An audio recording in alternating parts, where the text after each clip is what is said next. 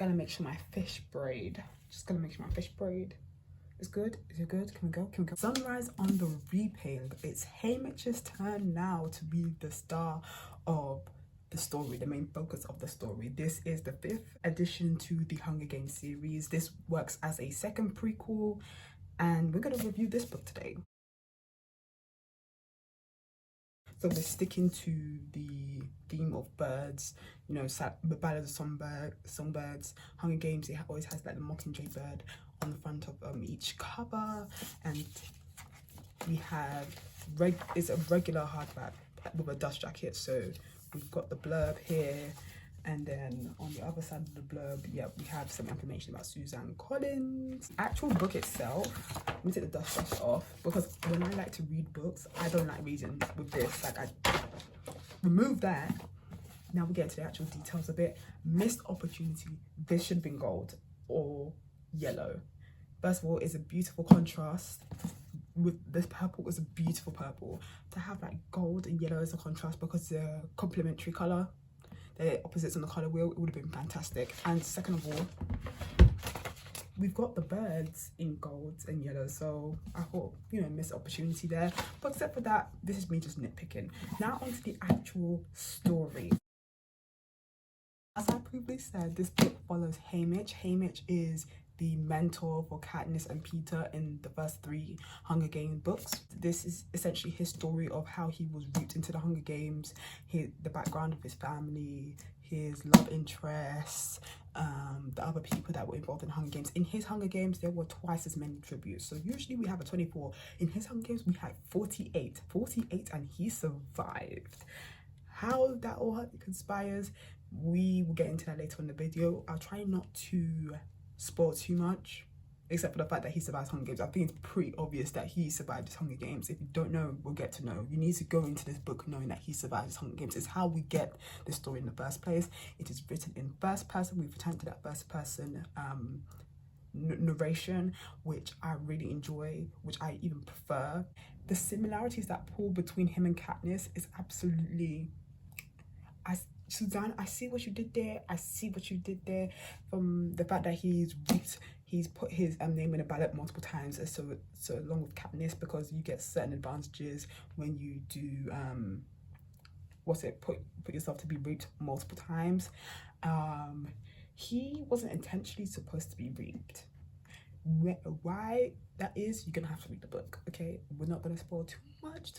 Thing that absolutely rips me when telling this story is how Suzanne Collins purposely character developed multiple people, how she made unlikable characters and characters that became likable as we progress the story, knowing that they're getting a so it wasn't a case of, oh, if they're gonna die, we know they're gonna get but it's a case of when and how they're going to die. There's certain characters in there that's going to remind you of Rue from the first Hunger Games. That's one thing I will say right now.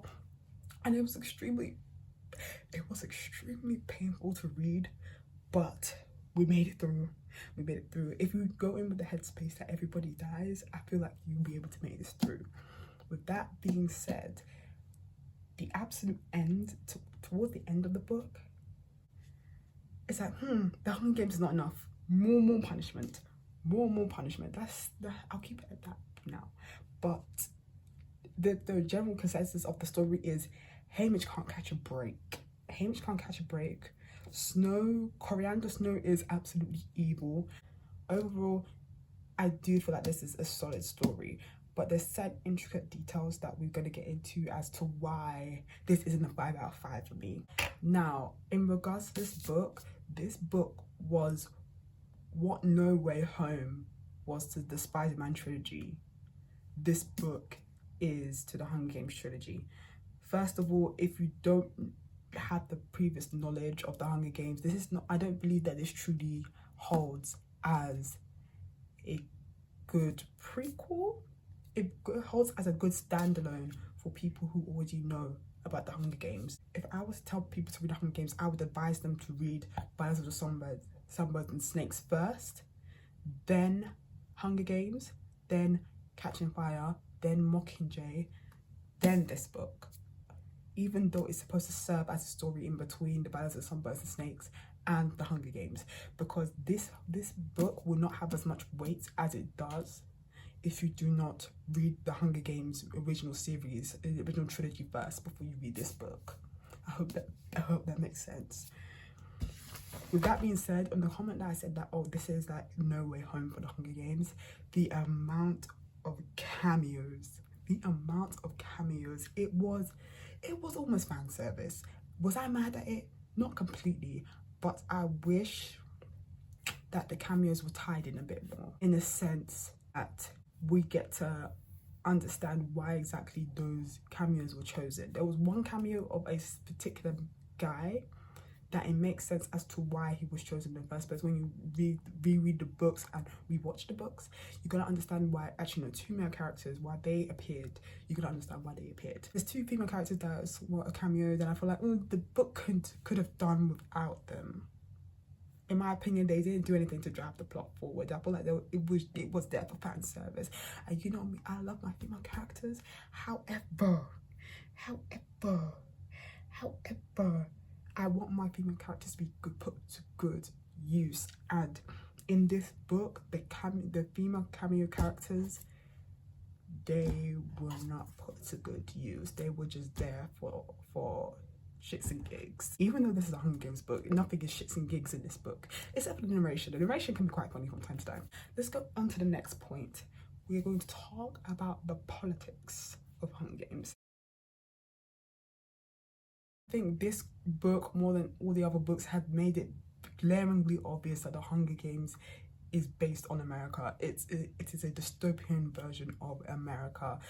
In some chapters, they discuss about how District 12 doesn't have a lot of books in their school.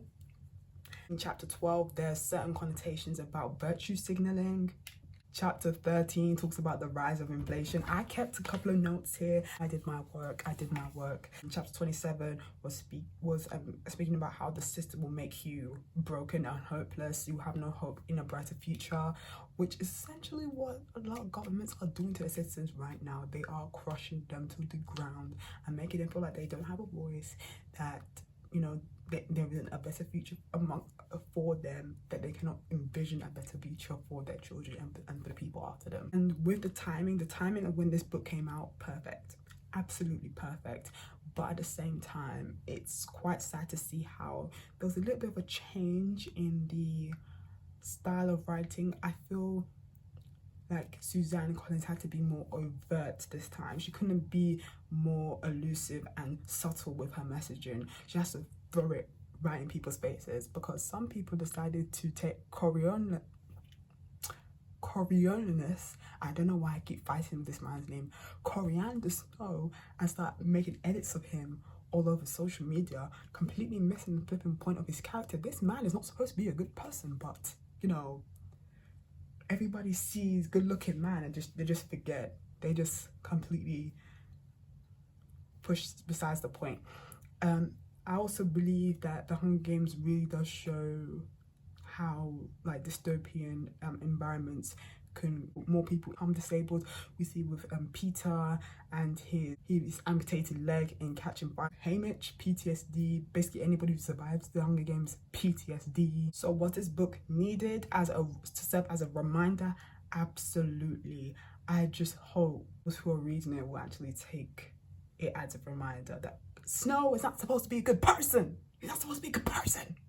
With that being said, another thing that I fear that will happen, or what I'm already starting to see on that Goodreads, because Goodreads and YouTube are the only like social medias that somewhat used nowadays, but people saying that, oh, we want Joanna's story, we want Finnick's story. I'm just like, doesn't that defeat the purpose of the Hunger Games, is using people's misery as a form of entertainment? Even though, you know, Joanna and Finnick, they're not real people, but there are people in this world that could potentially be going through the similar traumas and experiences that Joanna and Finnick faced. Finnick was trafficked. No, let's actually take a second and reverse that. Finnick was trafficked. Society, as we are going, are we really ready to receive and digest a book about a young boy being trafficked and understand the nuances on that, really be able to digest such a book? I'm not sure, because we're in a culture of it's not that deep. So I don't know. Maybe I'm underestimating. Maybe I'm just underestimating the general public. Maybe it's me being a bit of a pessimist. Hopefully they can, but because of that, I would like this to be the last book of the series. Some people are saying that this book feels rushed. I can see it. Do I completely agree? No, but I can see why they feel like this book has been rushed. But it was more of a necessity for her to bring this out. It's very interesting how the Hunger Games is also set up like a lot of reality TV shows, especially certain competition reality TV shows. People in charge may or may not purposely ruin your mental health, tell you when you can and cannot go to bed, tell you when you can and cannot go to the bathroom, just to engineer drama. I don't know. I just found that very ironic. Also, side note, side rant, why the fuck is Shein allegations of child in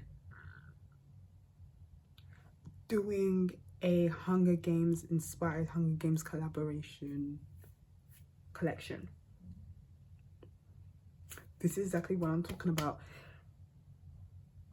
Everybody want to capitalize off Hunger Games now. Is that the bastardization of the Hunger Games? That is what I'm gonna call this video. And let me know what you guys think. I think it's important that we can have a discussion, a healthy discussion in the comment section. If there is a comment section, I don't know.